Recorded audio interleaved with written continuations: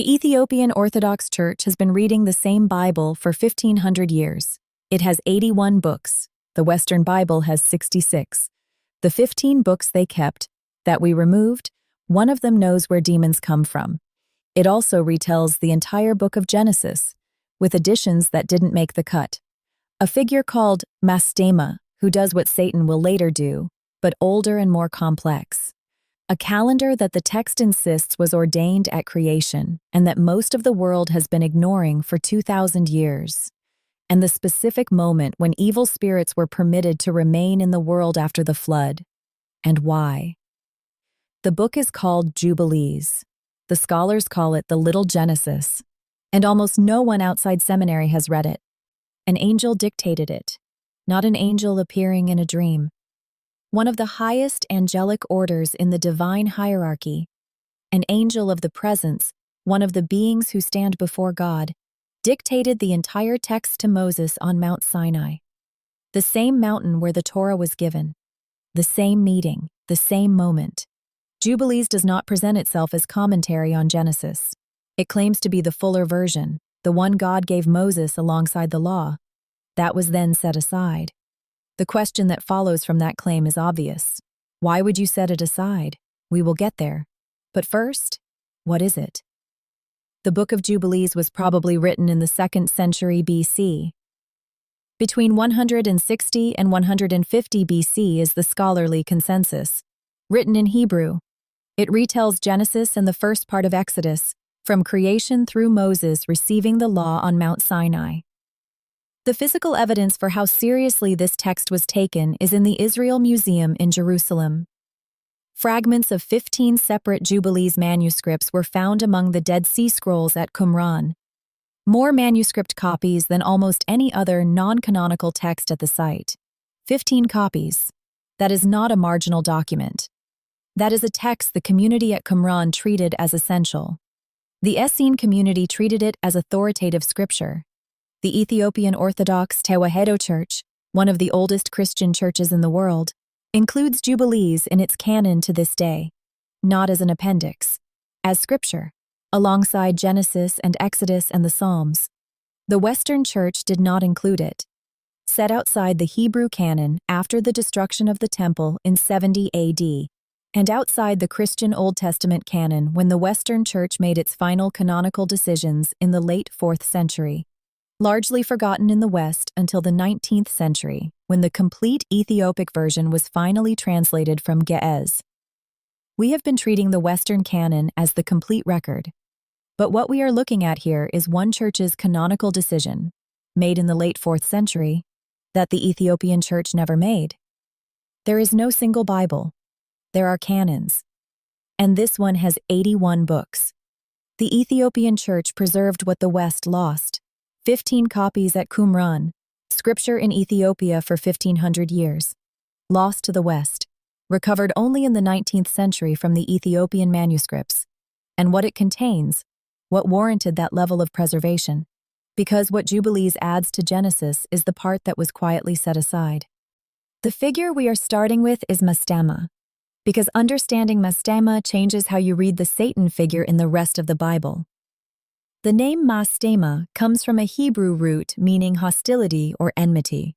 He is described in Jubilees as the chief of the spirits, specifically, the chief of the evil spirits permitted to remain in the world after the flood. He works under God's authority. He is not a rebel against God in the mode of the later, fully developed Satan figure.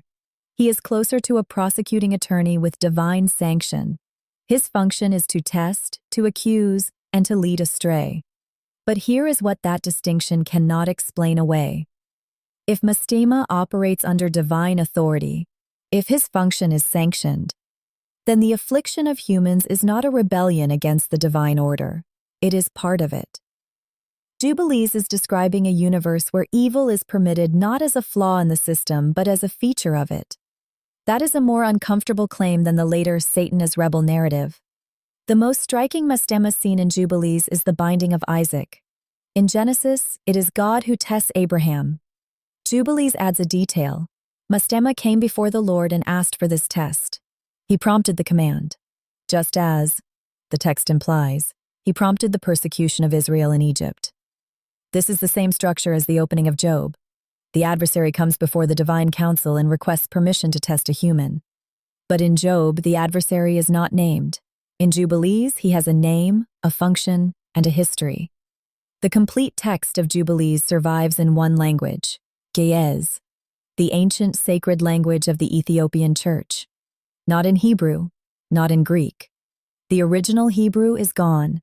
What we have are Ethiopic manuscripts, the oldest dating to the 14th century, preserved in the monasteries of Ethiopia and Eritrea.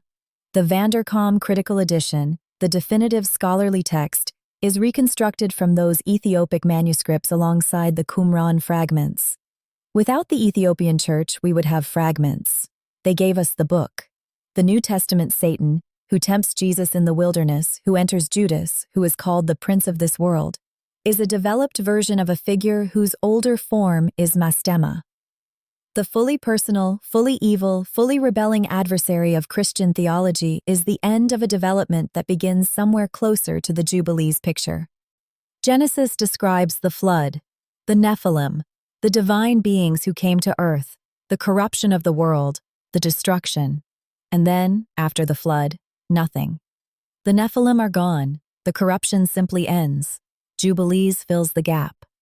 According to Jubilees, the spirits of the Nephilim, the giants who died in the flood, did not simply cease to exist. They became disembodied spirits, and those disembodied spirits began to afflict the descendants of Noah, causing sickness, leading people into sin, corrupting the children of the flood survivors. Noah sees this happening and prays. He asks God to bind all the evil spirits and restrain them from afflicting his children. God hears the prayer and commands the angels to bind them all, and then Mastema intervenes. Mastema comes before God and petitions. He says, "Lord, leave some of them with me. If none of them are left to me, I will not be able to execute the power of my will among the children of men. They are intended for corrupting and leading astray before my judgment." The Book of Giants, another Dead Sea Scrolls text found at Qumran in the same caves as the Jubilees fragments, describes the same disembodied Nephilim spirits. Same figure, same post-flood chaos, same need for binding. Two separate non-canonical texts, both found at Qumran, both telling the same story that Genesis leaves out. The convergence is what makes this worth noting. God grants the petition. 1/10 of the evil spirits are permitted to remain with Mastema, 9/10 are bound, and the 1/10, under Mastema's authority, are the demons of the biblical tradition. This is a specific answer to a question the Bible leaves open. Where do demons come from? Jubilees answers, they are the spirits of the dead Nephilim. How many? 1/10 of the total number survived the binding. Why does God allow them? Because Mastema petitioned, and God granted. We have been treating the demon question as a theological mystery. Jubilees treats it as a historical event, a specific petition, a specific divine decision. The mystery is not unexplained. It was explained. And then the explanation was set outside the canonical boundary. This framework appears in Enoch, is referenced in Jude and 2 Peter, and was part of the theological world the first Christians inhabited. A world where the origin of demons was not a mystery but a specific historical event with specific numbers. The spirits of the dead Nephilim, under Mastema's authority. That is more specific than anything in the canonical Bible on this question. Give me 5 more minutes, because the calendar question is the part of Jubilees that has the most direct claim on the present moment, and it is the part hardest to dismiss. Jubilees is obsessed with the calendar. The author is urgent about it. The solar calendar is correct. The lunar calendar leads to error, and people who follow the wrong calendar are celebrating the sacred festivals at the wrong times, meaning their worship is invalid. The calendar Jubilees insists on is a 364-day solar calendar, divided into 4 seasons of 91 days each, 13 weeks per season, exactly 52 weeks per year. The year always begins on the same day of the week, a Wednesday, because the sun and moon were created on the 4th day of creation, and the calendar is anchored to that moment. The precision of the Jubilees calendar is striking. It is not vague solar worship. It is a specific mathematical system with specific theological justification from the creation narrative itself. The Temple Scroll, one of the longest Dead Sea Scrolls documents, nearly 9 meters when unrolled, also uses the 364-day solar calendar, a separate Qumran document. Same calendar. This is not one fringe text making an unusual claim. 2 major Qumran documents, independently, insist on the same solar reckoning.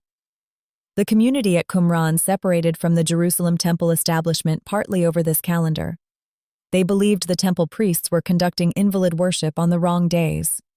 The lunar calendar, which has roughly 354 days and requires periodic intercalary months to stay aligned with the solar year, Jubilees describes as the result of people being led astray. Not merely a human error, a corruption. The result of following the wrong heavenly body. But here is what makes the calendar argument harder to dismiss than it first appears. Jubilees does not just say the solar calendar is better. It says the lunar calendar was introduced by spiritual corruption, by the same adversarial force that Mastema represents. The calendar error is not an accident. It is a consequence. If Mastema's function is to lead astray, the calendar is one of the mechanisms. Worship misdirected. Festivals celebrated on the wrong day. The corruption is structural and liturgical. This is not an abstract debate. The Jewish festivals, Passover, Shavuot, Sukkot, are tied to the agricultural calendar.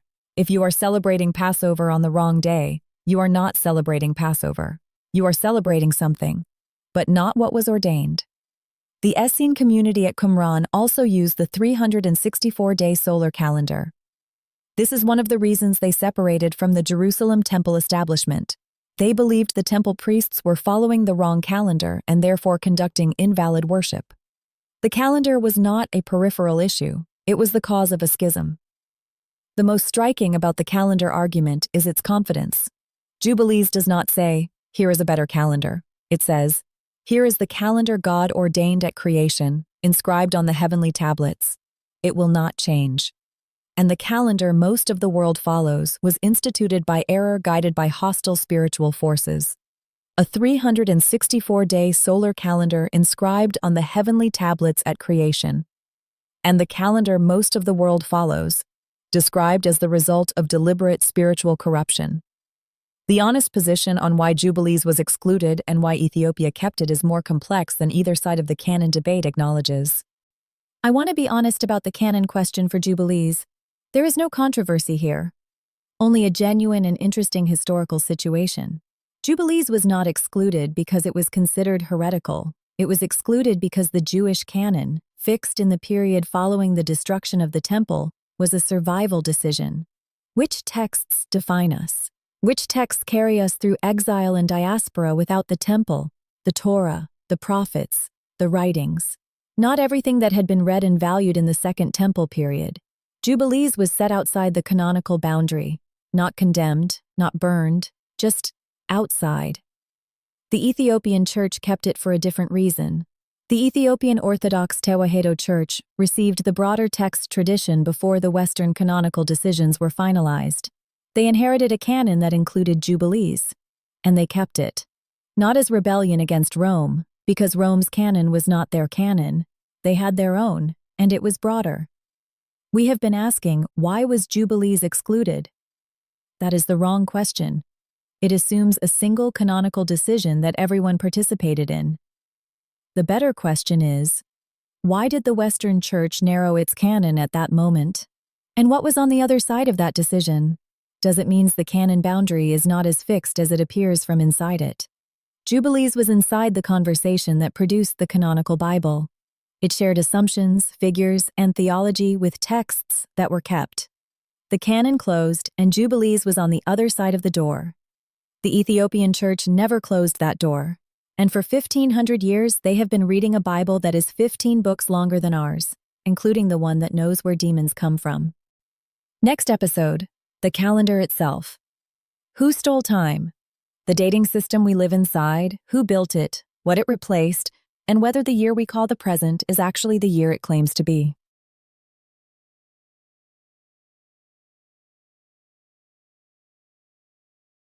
Thanks for watching Unburied Remnants.